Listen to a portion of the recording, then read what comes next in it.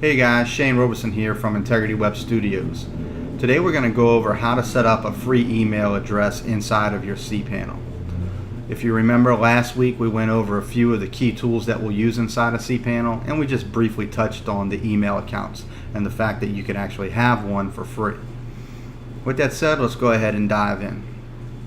First thing we're going to do, inside of your CPanel you're going to find the email section, right?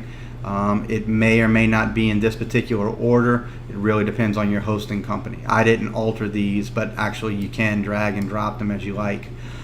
With that said, you'll find the email section and then go ahead and click on email accounts. As you see here, we have no email accounts, but it's pretty simple to set them up. Basically, I'm going to go over here and grab a password, a username and a password.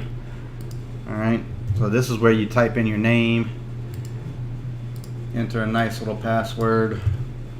Want to keep it somewhat strong and rememberable. I know that's a hard thing to do, to keep it strong and rememberable, but it's for your own good. Now here we have the option of setting a quota or allowing unlimited. Remember guys, we're tapping into the resources of the entire cPanel. So a handful of email addresses we do not need to restrict in any way. Unless you just want to monitor how much is being used on those, because it will show a usage monitor when you give it a limit.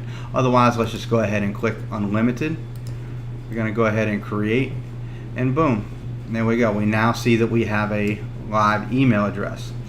Now to check the email inside of cPanel, or to use the email inside of cPanel, we're going to scroll over here and we're going to click on access webmail.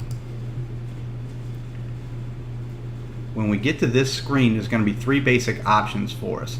These are free email clients. An email client is nothing more than a program used to send and check your email, just like anything you're already using, but these are free. These are open source and free to use without a license. With that being said, I generally prefer Roundcube, although I'm not a fan of any of these. I use these only as a last resort, or for if I'm already in cPanel and I need to look at something. So I'm going to go ahead and click on Roundcube, and here you're going to see a regular email client setup. Nothing fancy here. It's a no frills email usage, but this will get you by. And certainly I know people that prefer using this because they like logging into the third party.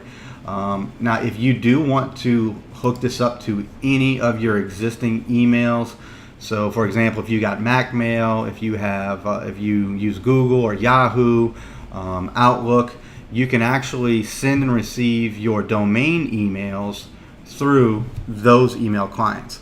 You'll just need some basic information, and it's going to be found here in Configure Mail Client. So we'll touch on that. Now if you open this page up on the device that you're trying to configure the email client for, they have all these pre-made scripts that are pretty neat and will simplify your life. If for any reason you can't use these, it doesn't work, I generally say give it 1 or 2 times. If you're having problems, just fall back on the manual settings.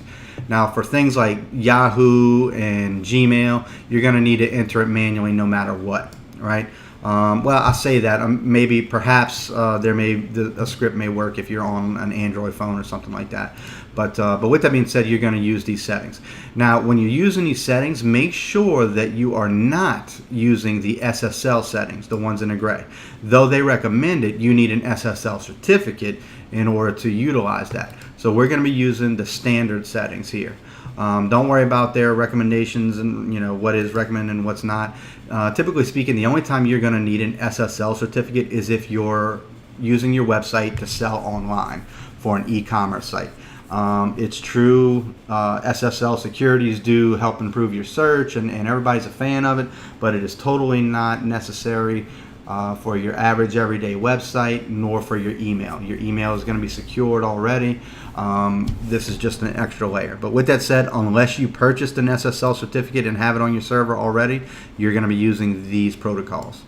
Okay, so that's about it, guys. I showed you how to log in, create an email address, check your email address, and even where the information is to incorporate it into an existing email client. On our next video, I'm going to touch base on 1 or 2 different email clients. I'll do Google for one, and I'll look and see what other one is the most popular going right now, and I'll try setting it up on there as well, just to give you a demonstration or tutorial on how to actually input this information manually and set it up inside of your existing email client. Until then, guys, please like, share, and subscribe to this video. Check my website out, integritywebstudios.com, for the Learning WordPress for Business tutorials. Sign up for it there. And guys, if you have any questions, want me to explore something a little more in depth, please leave a comment and I will chime in and we'll knock that out together. Thanks so much.